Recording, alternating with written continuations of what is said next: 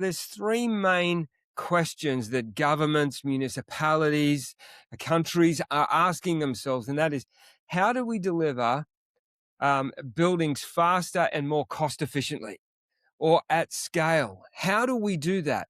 As a country, how do we get more housing into the market, but have high quality housing built faster, more affordably, and at scale? So that's the first question that governments are asking themselves, and a lot of municipalities and people themselves. The second question is, how do we then get people into home ownership? We work a lot with municipalities, and this is a really important question. How do we get people into home ownership? The reason is people in home ownership make better communities.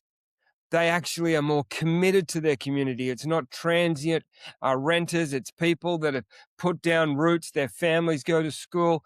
They utilize the services, and they give back to the services. A lot of them, when they feel committed to a community, become volunteers.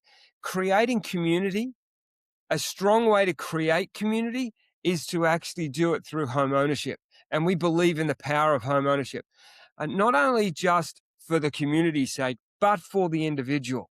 And that is super powerful. We believe in the generational opportunities that home ownership actually delivers.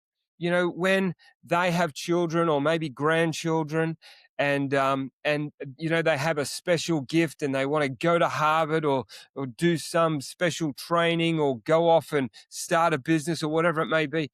Often it's only due to the fact that there's equity in someone's home that people can really follow those dreams. And so we believe in the power of home ownership, and we believe that our company's part in that is to establish people in home ownership, allow the market to do the rest, and we just know the good things for future generations is going to come out of that. And even though we may never see it, we'll know that it formed part of who we became. The third thing that municipalities and governments are asking themselves is, how do we fund all of that? There's a lot of government departments out there that have got affordable housing funds, and they give to this and give to that.